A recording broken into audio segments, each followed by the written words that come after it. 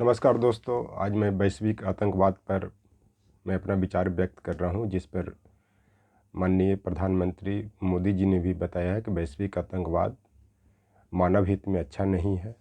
तो इसका जो ये मोदी जी का जो इस मुद्दे को उठाया है वो मुख्य रूप से हमास और इजराइल का युद्ध को लेकर के उठाया है, जो 7 अक्टूबर को हमास आतंकवादियों ने, हालांकि फ़िलिस्तीन के लोग उसको आतंकवादी नहीं मानते हैं, जिन्होंने 7 अक्टूबर को जो इस्राएली लोग जो अपना जो पर्व मना रहे थे वहाँ पे, जो इस्राएल में जिस पर्व का नाम सिमचत तोरा है, उसको सिमचत तोरा मना रहे थे, उसी समय हमास आतंकवादियों ने जल थल आकाश से चारों पट्टी से घेर करके उस पर रॉकेट से, मिसाइल से हमला किया। उसके बाद लगभग 1200 के लगभग इसराइलियों को अपने कब्जे में ले गए। उसके बाद उस पर कुछ हमास आतंकवादियों ने उसका कत्लेआम भी किया।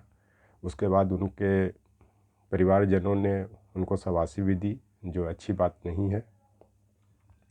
इसी संदर्भ में मोदी जी ने ये जो 2001 ईस्वी में जो पार्लियामेंट पर अटैक हुआ था उसकी भी जिक्र की, लेकिन उसमें उन्होंने यह नहीं बताया कि यह घटना क्यों घटी, किसके समय में घटी। तो मैं आपको बता देना चाह रहा हूँ कि 2001 ईस्वी में माननीय प्रधानमंत्री स्वर्गीय अटल बिहारी वाजपेयी जी थे, जो 2001 ईस्वी में जो पार्लियामेंट पर अटैक किया, उस पर इन्होंने नहीं बताया कि देश के वीर जवानों ने शहादत देते हुए किस तरह से पार्लियामेंट की रक्षा की। वो उसमें से शायद एक संतोष यादव लेडी थी, जिन्होंने अपनी शहादत दी और पार्लियामेंट की रक्षा की। इसके बाद इन्होंने ये नहीं बताया कि इंडियन एयरलाइंस का जो विमान था उसका अपहरण किया गया था, उसमें वाजपेयी सरकारें थी, जिसके विदेश मंत्री स्वर्गीय जसवंत सिंह ने वो जो कश्मीर में जो आतंकवादी कैद थे कश्मीर के जेल में, उसको उन्होंने कंधार तक ले गया और छोड़ा। उसके बाद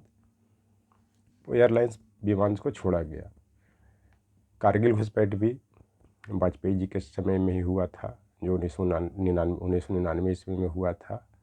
इस पर भी इन्होंने कोई चर्चा नहीं की, हालांकि करना चाहिए था कि जब हमास की और इजराइल की चर्चा कर रहे हैं तो इसको करना चाहिए था।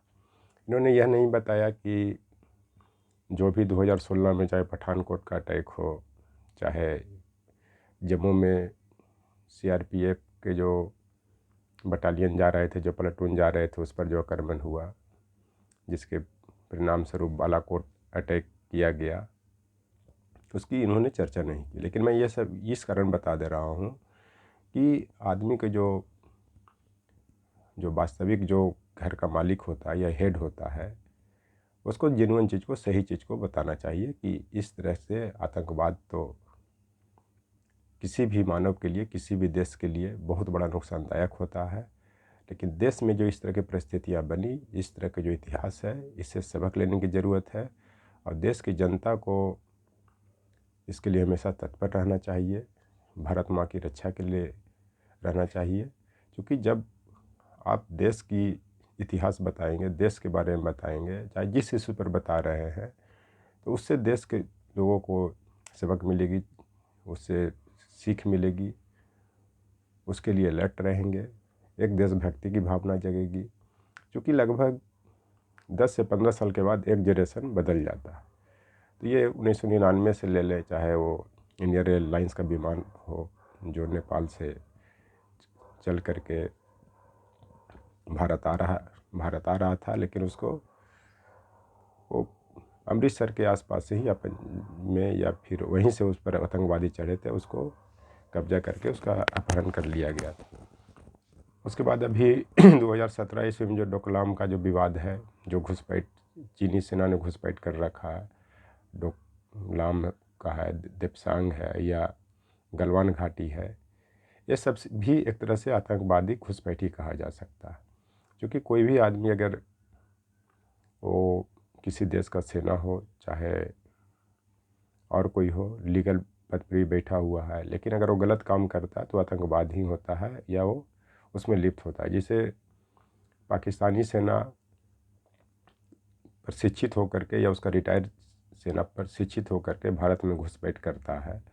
जो कुछ दिन पहले आपको कश्मीर में एक आध सप्ताह पहले जिसमें 5 जवान शहीद हुए हैं, उसमें भी ये रिपोर्ट आया है कि उसके जो पूर्व सैनिक थे वही इसमें घुसपैठ किए थे, तो वो आतंकवादी ही होगा, चाहे सैनिक हो चाहे कोई हो।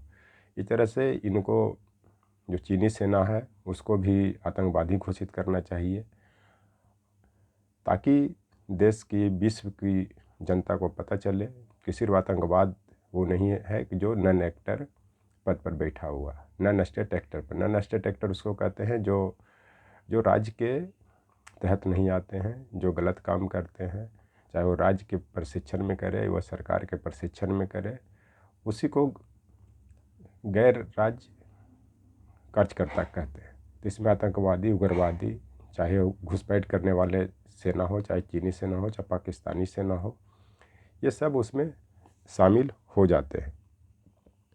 तो उसमें ये भी अभी फिर मैं उस इशू पर आ रहा हूँ जो प्रधानमंत्री जी ने वो जो हमास को लेकर उठाया था, वो अभी 2-4 दिन का युद्ध विराम की घोषणा हुई है दोनों तरफ से, ताकि हमास ने जो 250 इसराइली नागरिक को बंधक बना लिया है उसको छोड़े। उसके बदले में इसराइल भी जो हमास आतंकवादियों को बंधक बनाए उसको छोड़े। अब आगे क्या होगा वो देखने की बात है। तो इस तरह से जो ये इसराइल ने जो हमास पर जो फ़िलिस्तीन पर अटैक किया, उसमें लगभग 14 से 15 हज़ार लोगों के मारे जाने की आशंका है, जिसमें 5 से 7 हज़ार बच्चे हैं। इस पर तो सब इशूज उठा रहे हैं कि बच्चे मर रहे हैं, चाहे जो भी मुस्लिम हो, चाहे इसके जो हमास के समर्थन में आ रहे हैं, लेकिन उनको इसको भी बताना चाहिए कि अगर हमास इस तरह से क्यों करते हैं। तो उनको लड़ना था तो इसराइली सेना से लड़ते, जो अपना परम बना रहे थे निर्दोष लोग, उस पर अटैक करके मारा गया, उसके बाद बंधक बना कर ले गया। तो इसकी भी भर्त्सना की जानी चाहिए। ये नहीं कि गलत चीज़ को संरक्षण दिया जाए, क्योंकि गलत चीज़ को संरक्षण देने से उसका मन भी बढ़ता है इस तरह की एक्टिविटी बहुत करता है और अंततः वो अपने समाज को भी नुकसान करता है। जैसे आप पाकिस्तान में देख रहे हैं, जो भी मुस्लिम आतंकवादी हैं वो जब कहीं बाहर नहीं कर पाते तो पाकिस्तान के लोगों पर ही अटैक करते हैं, और बहुत बड़े बड़े हमले अफ़गानिस्तान, पाकिस्तान में किया है उन्होंने। इस चलते उसको रोकने की ज़रूरत है। गलत चीज़ को संरक्षण नहीं देना चाहिए, नहीं तो ये मानवतावाद को जो नारा देने वाले हैं ये ख़त्म हो जाएंगे। इसलिए सही चीज़ को सही तरीके से रखना चाहिए, गलत का विरोध करना चाहिए, क्योंकि गलत का जो विरोध नहीं करते हैं, जो गलत को संरक्षण कर देते हैं, वो एक दिन संरक्षण देने वाले को भी समाप्त कर देते हैं। ये आप विश्व में कहीं भी देख सकते हैं, चाहे वो सेना हो, चाहे आतंकवादी हो, चाहे उग्रवादी हो, ये किसी से छिपी हुई बात नहीं है। तो मैं आपको बता देना चाहता हूँ कि अगर हर आतंकवादी या जो घुसपैठी है चीनी सेना है कि अपने सर पर वो कफन बांधे हुए हैं, तो उनके लिए मैं एक शेर कह देना चाहता हूँ कि हर आतंकवादी सर पे कफन चाहते हैं, हम जंग नहीं अमन चाहते हैं। अगर हर आतंकवादी अपने सर पर कफन बांध करके भारत में आ रहे हैं, घुसपैठ कर रहे हैं, तो मैं आपको बता देना चाहता हूँ कि हम भारतवासी अमन माने शांति चाहते हैं, जंग नहीं चाहते। लेकिन आप जंग के लिए मजबूर करेंगे, अगर बार बार इस तरह से प्रोवोक करेंगे या उकसाएंगे, तो हम लोग जंग से भी नहीं भागेंगे। चाहे हमास हो, चाहे लश्कर तैयबा हो, चाहे वो देश को तोड़ने वाले जो भी इस तरह की गतिविधि में लगे हुए हैं, उनसे हम लोग डरने वाले नहीं हैं, क्योंकि हम लोग भी सर पे कफन बांधे हुए। तो वैश्विक मानवतावाद में या वैश्विक आतंकवाद में सिर्फ हमास को ही नहीं शामिल करना चाहिए। ये भारत में या विश्व के देशों में इस तरह की जो भी आतंकवादी घटना हो रही हैं, चाहे वो सिख फॉर जस्टिस के लिए जो खालिस्तानी आतंकवादी हो, चाहे वो अमेरिका में रह रहे हैं, चाहे कनाडा में रह रहे हैं, इस तरह के जो सब गतिविधि करने वाले हैं, वो सब कहीं ना कहीं आतंकवादी ही हैं, जो देश को स्थिर करना चाहते हैं, देश की जनता को अस्थिर करना चाहते हैं, देश को अस्थिर करना चाहते हैं। ये सब आतंकवादी में ही आएंगे, चाहे वो किसी के झंडे तले हों, चाहे वो किसी के संरक्षण में हो। तो इस पर भी एक शेर कहा गया है कि इस अगर वतन से हो तो दमदार होना चाहिए, लहू का एक एक कतरा यहाँ कर्जदार होना चाहिए। अगर जिस आदमी को देश से इश्क है, वतन से इश्क है, वो एकदम दमदार होना चाहिए। दमदार के मतलब दिखावटी नहीं होना चाहिए कि जो बड़े बड़े भाषण दे रहे हैं, बोल रहे हैं, कुछ कर नहीं रहे।